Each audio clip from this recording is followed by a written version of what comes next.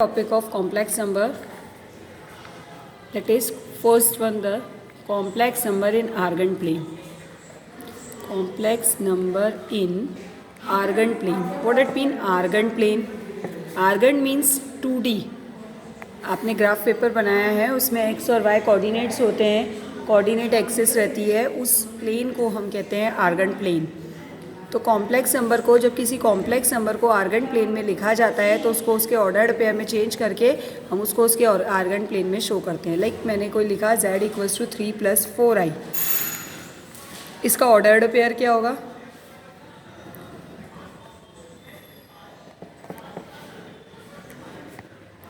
Three comma four. सो इसको हम complex number में कैसे लिखेंगे, आर्गन प्लेन में कैसे लिखेंगे? आप सबने 2D बनाया है, 2D के ग्राफ बनाए हैं। ये आपकी कहलाती है रियल एक्सिस और ये कहलाती है आपकी इमेजनरी एक्सिस, वाई एक्सिस। ये आपकी एक्स एक्सिस है जो कि रियल एक्सिस होती है और ये आपकी वाई एक्सिस है जो कि इमेजनरी एक्सिस होती है। इसको मैं थोड़ा सा इमेजनरी एक्सिस। अब बेटा ये रियल एक्सिस, ये इमेजनरी एक्सिस, 3,4 जैसे आप कोऑर्डिनेट ज्योमेट्री पे अरेंज करते हैं वैसे करेंगे। ये आपका पॉजिटिव पॉजिटिव होता है, ये आपका नेगेटिव पॉजिटिव होता है, ये आपका नेगेटिव नेगेटिव होता है और ये आपका पॉजिटिव नेगेटिव होता है। तो 3,4 दोनों ही पॉजिटिव हैं, तो x 3 और y 4 इस तरह का हम पॉइंट बना लेंगे। ये आपका आर्गन प्लेन में पॉइंट आ गया z कॉम्प्लेक्स नंबर। आप किसी भी कॉम्प्लेक्स नंबर को आर्गन प्लेन में शो कर सकते हैं। ना इसके बाद हम देखते हैं आर्गन प्लेन में शो करना। इसके बाद हम देखेंगे आपके पास और कंडीशंस हैं, modulus, argument. They are the very important topic of the complex number. नहीं तो मैं जाऊँ यहाँ से, अरे आर्ग्यूमेंट और मॉडुलस ये शो करने के लिए भी आपको आर्गन प्लेन की ज़रूरत पड़ेगी। जैसे आपके पास ये कॉम्प्लेक्स नंबर हम इस आर्गन प्लेन में बना रहे हैं। आर्गन प्लेन पे हमने एक कॉम्प्लेक्स नंबर बनाया a, b। इसका रियल एक्सिस पे हम परपेंडिकुलर ड्रॉप करेंगे और इमेजनरी एक्सिस पे भी परपेंडिकुलर ड्रॉप करेंगे। That is your Y axis और एक्स एक्सिस। इसका जो रिजल्टेंट होता है बेटा, this is your a and this is your b। So this is also your b, distance b units. So the resultant factor OR या OP, जो भी आप बोलना चाहें, OP, ये रिजल्टेंट आपका कहलाता है। फिजिक्स में भी आपने पढ़ा होगा, ये रिजल्टेंट होता है। और रिजल्टेंट कैसे फाइंड करेंगे? You know the perpendicular, you know the base. So for resultant that is your mod of z, इसी को हम मॉडुलस ऑफ z कहते हैं। ये आपका होता है √of a² + b²। Pythagoras apply करते हैं हम, r² = a² + b²। So r will be equals to √of a² + b²। That is nothing but the mod of z, modulus. ये आपका मॉडुलस होता है कॉम्प्लेक्स नंबर का। कॉम्प्लेक्स नंबर के modulus के बाद एक इम्पॉर्टेंट पार्ट और है आपका आर्ग्यूमेंट। आर्ग्यूमेंट पढ़ने के लिए आपको थोड़ा सा पहले समझना पड़ेगा कि आर्ग्यूमेंट के लिए हम क्या करते हैं। आपको मैंने पहले भी बताया क्वाड्रेंट के बारे में। 4 क्वाड्रेंट्स हैं आपके पास। इन चारों क्वाड्रेंट में एक कंडीशन आपको याद रखनी पड़ती है कि कॉम्प्लेक्स नंबर कहाँ पर है। ये हमने बनाया Argand plane, X axis, Y axis, X dash और ये वाई डैश। सबसे पहले आप देखेंगे कि आपका कॉम्प्लेक्स नंबर कहाँ पर लाई कर रहा है। अगर कॉम्प्लेक्स नंबर आपका फर्स्ट क्वाड्रेंट में है तो आपका आर्ग्यूमेंट थीटा जो है वो अल्फ़ा के इक्वल होता है। अभी इसके बारे में और एक्सप्लेनेशन दूंगी मैं आपको। सेकेंड क्वाड्रेंट में है तो थीटा आपका -अल्फ़ा के बारे में इक्वल होता है। और अगर थर्ड प्लेन में है तो थीटा पाई -अल्फ़ा के इक्वल होता है। और अगर फोर्थ प्लेन में है तो theta equals to -pi -alpha के इक्वल होता है। ना ये थीटा क्या है, अल्फ़ा क्या है, इसके बारे में मैं आपको बताती हूँ। आर्ग्यूमेंट का मतलब होता है, आर्ग्यूमेंट का एक और, आर्ग्यूमेंट के लिए एक और टर्मिनोलॉजी यूज़ होती है, that is amplitude. It is also known as slope.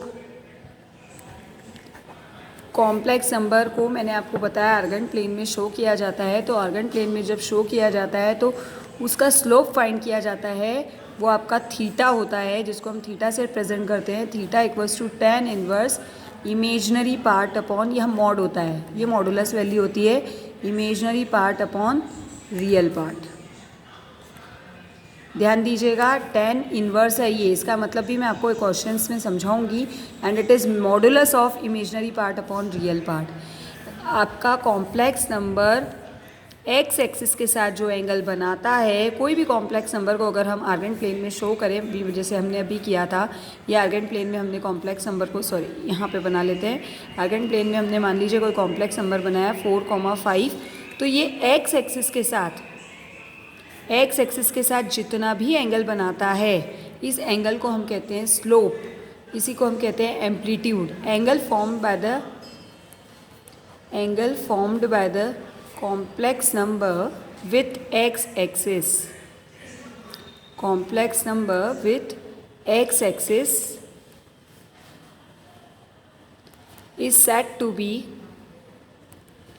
argument, amplitude, जो आप बोलना चाहें slope, argument of complex number that is denoted by theta, sorry ये अल्फ़ा होता है। अल्फ़ा के बाद हम थीटा फाइंड करते हैं, पहले अल्फ़ा मिलता है, ये अल्फ़ा के बाद उसको थीटा में चेंज करते हैं, देख लेते हैं कॉम्प्लेक्स नंबर चारों में से कौन से क्वाड्रेंट में है, उस हिसाब से फिर हम थीटा फाइंड करते हैं। अल्फ़ा इन जनरल फाइंड किया जाता है, पर आपका स्लोप जो होता है वो थीटा होता है। स्लोप बोल लीजिए, आर्ग्यूमेंट बोल लीजिए, एम्पलीट्यूड बोल लीजिए, ये सब थीटा होते हैं। तो फॉर दैट सबसे पहले हम अल्फ़ा फाइंड करते हैं। अल्फ़ा का फॉर्मूला होता है आपका tan inverse imaginary part upon real part, and after that we can find that amplitude theta. फिर बता रही हूँ थीटा आपका क्या होता है, कॉम्प्लेक्स नंबर एक्स एक्सिस के साथ जो एंगल बनाता है उसी को हम आर्ग्यूमेंट कहते हैं। नाउ आर्ग्यूमेंट सबसे इम्पॉर्टेंट पार्ट है। इसके बाद हमारे पास आता है पोलार फॉर्म। कोई भी कॉम्प्लेक्स नंबर को पोलार फॉर्म में लिखने का क्या फॉर्मूला होता है, तो z equals to polar form में लिखते हैं r cos theta plus i sine theta, ये पोलार फॉर्म होता है। r आपका रिजल्टेंट है, यानी जो मॉड ऑफ z हमने फाइंड किया, थीटा आपको बता दिया आर्ग्यूमेंट और एम्पलीट्यूड होता है। नाउ सी द नेक्स्ट, आपकी नेक्स्ट एक्सरसाइज में यही है, थर्ड एक्सरसाइज है आपकी। वेट फॉर अ मिनट, हम एक्सरसाइज निकाल लेते हैं। Third exercise 7C। First question is represent the following numbers on a complex plane with proper unit. Suppose third exercise 7C first question, हमको कॉम्प्लेक्स नंबर को Argand plane में show करना है। अभी मैं आपको बता ही चुकी कैसे करना है। देखिए अभी हम बना लेते हैं -3 + 2i, ये कोई z कॉम्प्लेक्स नंबर हमने सपोज किया, इसको आर्गन प्लेन में शो करने के लिए ऑर्डर्ड पेयर बना लीजिए। It is -3,2। तो -3,2 को आप आर्गन प्लेन में कैसे बनाएंगे, अभी आपको बताया मैंने। ये आपकी एक्स एक्सिस कहलाती है बेटा, आपको इसको स्केल से ही प्लेन शो करना है, स्केल से उसको ड्रॉ करना है। अभी मैं डायरेक्ट कर रही हूँ। ये आपका पहले बता चुकी हूँ, positive, it is your negative positive, it is your negative and it is your positive, you have negative positive, that means in second quadrant -3,2। X तो -3 आपने लास्ट ईयर बनाए थे ग्राफ, वैसे ही बनाएंगे, और y2, तो यहाँ कहीं आपके पास ये कॉम्प्लेक्स नंबर आ गया। एक ही प्लेन में आप सारे कॉम्प्लेक्स नंबर जो भी आपको दे रखे हैं बुक में, वो आप एक ही ग्राफ पे शो कर सकते हैं। उसके बाद आप जो चाहे शो करना चाहें, सपोज इसके बाद 2i शो करना है, तो 2i क्या बन जाएगा आपका 0 + 2i। 0 + 2i को कहाँ शो करेंगे आप, इसको लिख लीजिए -3,2। 0,2 को कहाँ शो करेंगे, यानी x तो 0 और y2, y पॉजिटिव होना चाहिए और x 0। आप इसको पेंसिल से बाकायदा स्केल लेके करेंगे, मैं डायरेक्ट आपको बता रही हूँ 0,2। इसी तरह आप बाकी के कॉम्प्लेक्स नंबर को भी आर्गन प्लेन में शो करेंगे। Now come to the next question, find the modulus. Modulus आपका इंपॉर्टेंट टॉपिक है, ये ऑब्जेक्टिव में भी आता है, लॉन्ग क्वेश्चन में भी इसको किसी न किसी फॉर्म में पूछा जाता है। मॉडुलस शो करने के लिए ये और ईजी काम है, मॉडुलस बहुत ईजीली फाइंड किया जाता है। z equals to, question number 2 है, मॉडुलस फाइंड करना है। मान लीजिए आपको फाइंड करना है 2 + 2√3i। कुछ नहीं करना है, मॉडुलस का मतलब mod of z equals to √a² + b² का मतलब था आपका रियल पार्ट का स्क्वायर प्लस इमेजनरी पार्ट का स्क्वायर, उसका अंडर रूट।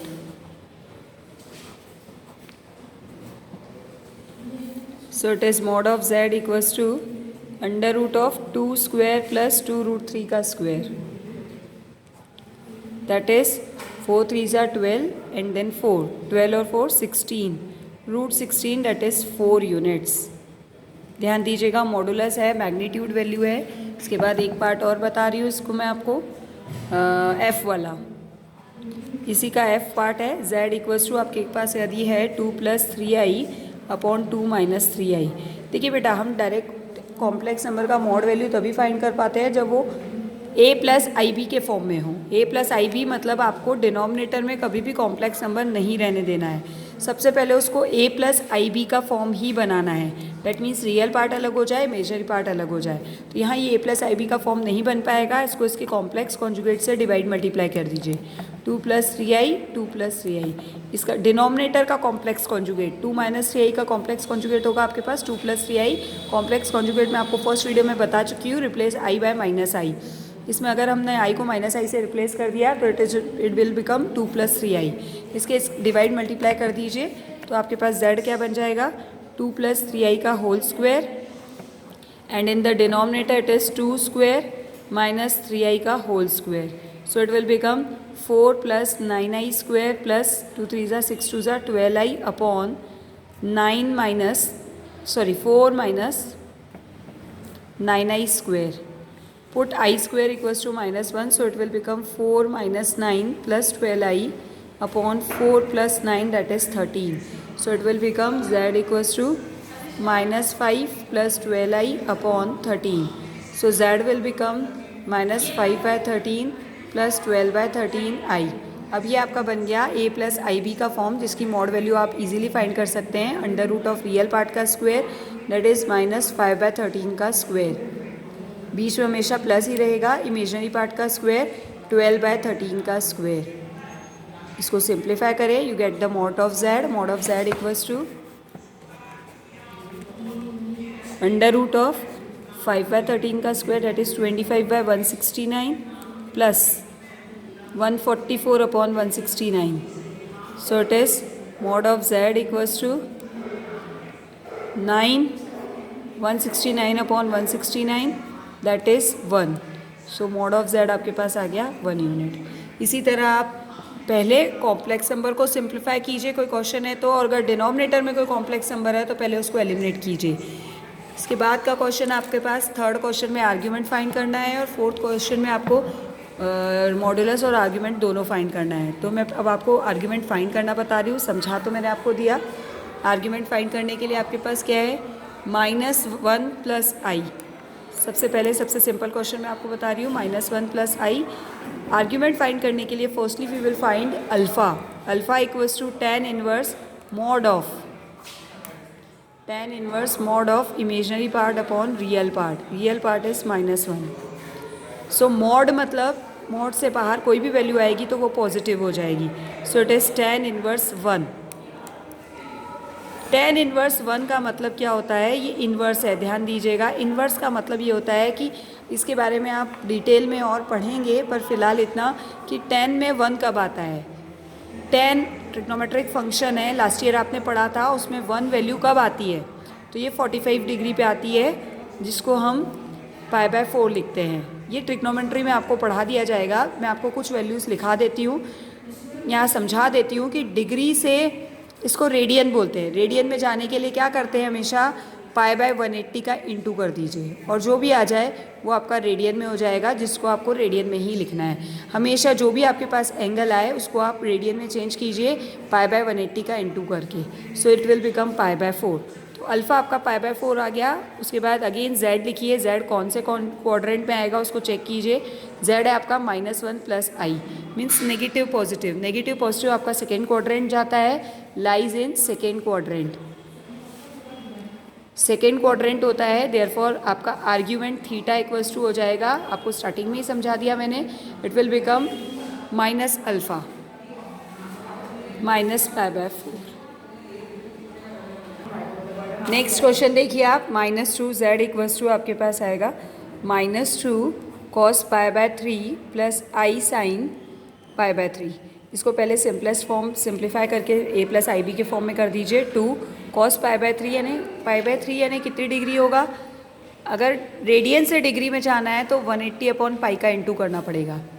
ध्यान दीजिए, अगर पाई के टर्म्स में तो उसको 180 अपॉन पाई में चेंज कीजिए तो डिग्री में आ जाएगा। मैं आपको इसको शॉर्ट में फिर बता देती हूँ। अगर डिग्री से रेडियन में जाना है, कन्वर्जन करना है डिग्री से रेडियन में, तो into pi by 180। And radian से डिग्री में जाना है तो इंटू 180 अपॉन पाई। ये आपको करना रहेगा। जैसे ये रेडियन है आपका, रेडियन से डिग्री में जाएंगे तो 180 अपॉन पाई से इंटू कीजिए, you get 60 degree. So cos 60 plus i sine 60। इनकी वैल्यू क्या होगी? z equals to 2 cos 60 is 1/2 plus i sine 60 is √3/2।